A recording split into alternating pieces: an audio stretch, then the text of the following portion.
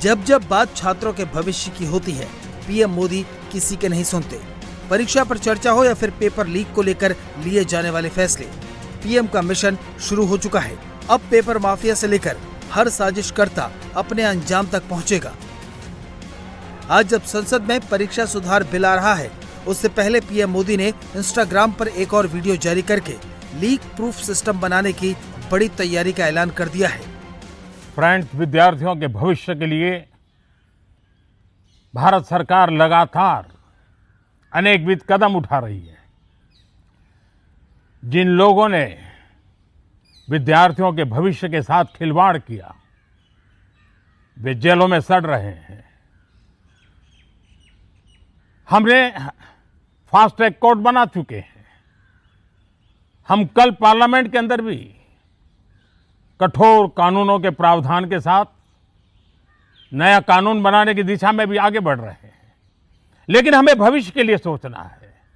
हमारी परीक्षा पद्धति विश्वस्त हो, हमारी परीक्षा पद्धति ट्रांसपेरेंट हो, हमारी परीक्षा पद्धति में सबसे ज्यादा अब टेक्नोलॉजी का उपयोग हो। इन सारी बातों को ध्यान में रखते हुए विश्व प्रसिद्ध टेक्नोलॉजी एक्सपर्ट श्रीमान नंदन नीलेकनी जी के नेतृत्व में एक हाई पावर टास्क फोर्स बनाने का निर्णय किया है, जो एग्जामिनेशन रिफॉर्म की तरफ फोकस करेगा और जल्द से जल्द आने वाली परीक्षाओं की विश्वसनीयता को सुनिश्चित करने का काम इसके रिपोर्ट के आधार पर कर दिया जाएगा। बहुत बहुत धन्यवाद। संसद में परीक्षा सुधार बिल आने से ठीक पहले पीएम मोदी ने जिस हाई पावर कमेटी का ऐलान किया है, उसके मेंबर्स भी देख लीजिए। इस टास्क फोर्स की अगुवाई करेंगे जाने माने टेक्नोलॉजी एक्सपर्ट नंदन नीलेकणी, इसरो के पूर्व chairman S Somnath, intelligence bureau के पूर्व डायरेक्टर तपन डेका, आईआईटी मद्रास के डायरेक्टर वी कामाकोटी, पूर्व शिक्षा सचिव अनीता करवाल और लॉजिस्टिक एक्सपर्ट अमृतलाल मीणा। प्रधानमंत्री मोदी नहीं चाहते कि परीक्षा को लेकर किसी भी तरह की कोई कमी रह जाए, इसलिए एक तरफ संसद में बिल आ रहा है तो दूसरी तरफ हाई पावर टास्क फोर्स बनाई गई है। 6 सदस्यों वाली यह टास्क फोर्स परीक्षा प्रणाली को लीक प्रूफ बनाने के लिए सुधारों की सिफारिश करेगी। टास्क फोर्स सरकार को वो उपाय बताएगी जिसमें परीक्षा प्रणाली भरोसेमंद बनेगी। टास्क फोर्स ये भी बताएगी कि कैसे टेक्नोलॉजी के ज्यादा से ज्यादा इस्तेमाल से एग्जामिनेशन सिस्टम में पारदर्शिता आएगी। टास्क फोर्स द्वारा दिए गए सुझावों को सरकार लागू करेगी। पीएम मोदी ने जिन नंदन नीलेकणी का चुनाव इस टास्क फोर्स के लिए किया है, उस नाम ने विपक्ष खासकर कांग्रेस को जरूर हैरान कर दिया होगा।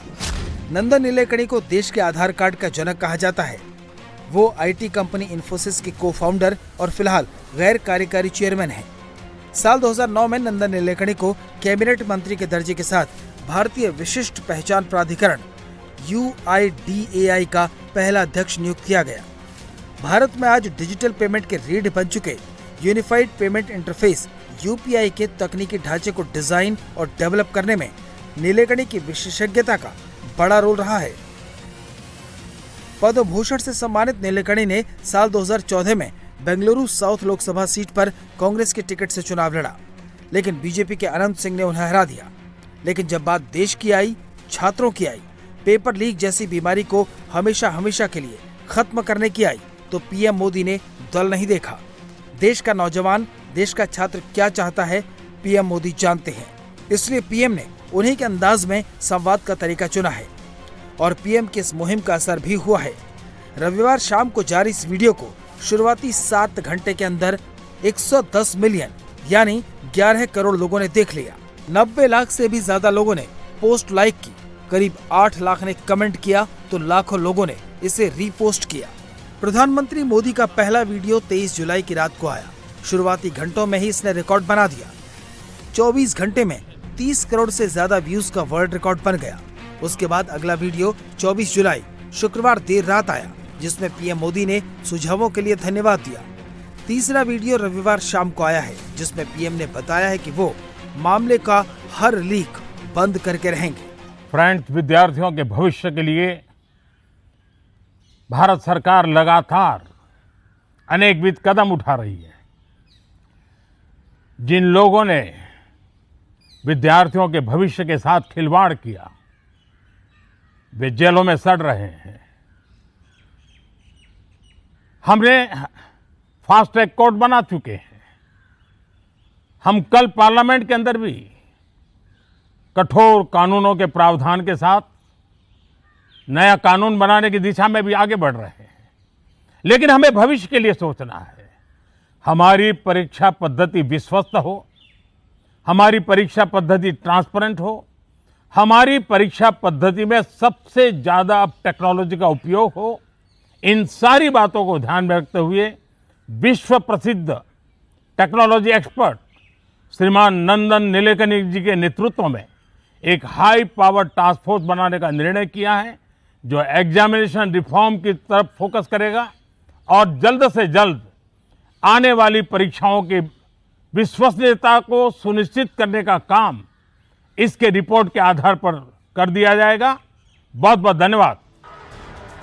केंद्र सरकार परीक्षा सुधारों पर दिए गए सुझावों को गंभीरता से ले रही है। यही वजह है कि जंतर मंतर पर धरना कर रहे छात्रों से संवाद कायम करके उनकी मांगे तो मान ही गई।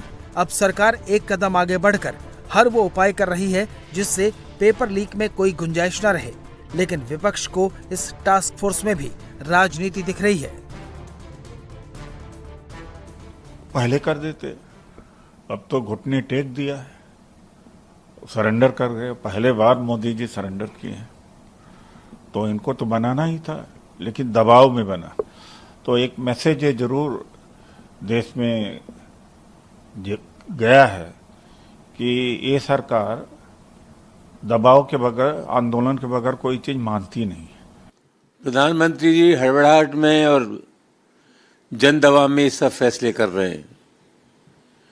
ये जो कमेटी बनी है, मेरा आग्रह है कि हिंदुस्तान के जो शिक्षाविद हैं, शिक्षा विशेषज्ञ हैं, उन सबसे सलाह मशवरा किया जाए कि किस तरह से स्थिति पर नियंत्रण लाया जाए।